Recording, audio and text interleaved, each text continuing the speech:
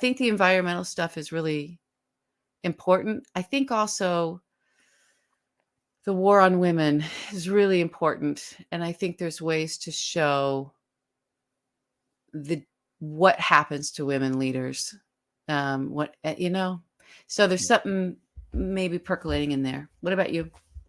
Well, again, I thought it was a great question. I took it like one of the problems that we have is the consumerism and this stage of capitalism, or this variant of capitalism that puts the shareholder above all else and only thinks about short-term gain and doesn't invest in anything other than that. Doesn't invest in communities, doesn't invest in the employees, doesn't invest in the culture, moves from California to Texas because they get a 0.04% tax decrease. Elon Musk, go fuck yourself. That kind of that it's transient thing, while at the same time exploiting workers abroad and these resources everywhere. Again, Elon Musk, South Africa mining, right? That has a finite time span. There's a limit to how much exploitation you could do. Capitalism, as we know it, is predicated on the ability that there will always be new markets and there'll always be cheaper labor, Yeah. and resources will be relatively endless. And none of those things are true anymore. So we have to have a different, and I'm not saying like, we're going to all be communists or something at all. I think it needs to be tweaked in some way so that other things are also important, so that there's, some payback to that. I mean, one of the things about corporations and having a corporation, they are people, they're soulless, sociopaths, they're serial killers. They don't have a conscience. And it's easy for people that work at these corporations to be like, well, it's just, I don't know, it's the company, it's the corporation. We got to do because it's not a person. And I don't know, maybe we should just do away with the whole damn thing. And maybe that's the answer. Maybe it's not a corporation anymore. That doesn't have any protected anything.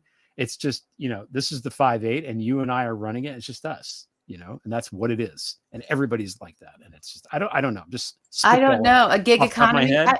Yeah, maybe. I mean, But I don't know. I watched Silkwood recently. That came up, and I was like, "Oh, I haven't seen this in a long time." And I watched it, and I was like, "Oh, this is very prescient."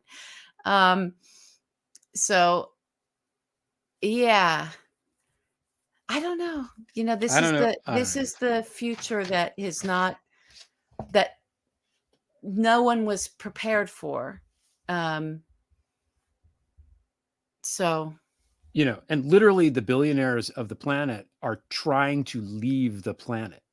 I know. And they're trying to leave because Yeah. they know that things are winding down, or they fear that things are winding down. It's not because of Well, some they all great got that curiosity. inconvenient truth. I've said this before. So this is a real thing that happened. Is Al Gore, one of the big stops that he made, and he was like a party favor. Yeah. I just know this for a fact. Yeah. Very wealthy VCs in Silicon Valley right before the sort of new Web 2.0, right? Which birthed Mark Zuckerberg and Elon Musk and all these people, and Jack Dorsey, and what happened with what social media was in Web 1.0, coined by Sean Gold, and then became what it is and we know it to be today. In that transition was Al Gore going around telling anybody who would listen about what the actual models were for the planet. And he had with him at certain places, for people who had the money to pay for it, there were folks that were coming out of our intelligence, very high up, that had done like Army intelligence that plans and does it, knowing what the environment is going to bring. And so a select group of people, mostly in what's now Silicon Valley, and was then at the time as well, and up in Seattle too, got a very detailed forecasting that the movie couldn't really, go into that level of, this is what is coming with climate Yeah. change. And what we saw after that is all of a sudden they're buying bunkers in New Zealand Mm-hmm. and starting a space program to get into outer space.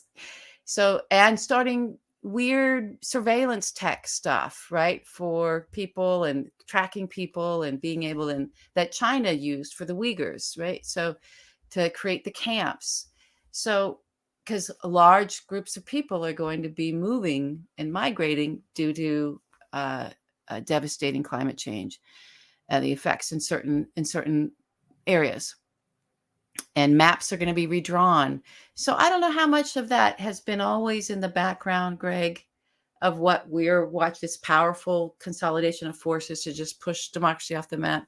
It seems like those folks that have chosen to consolidate are running off of a shared information set between themselves that maybe it's not getting as much coverage as it needs to in the news, and most people aren't really wrapping their minds around it.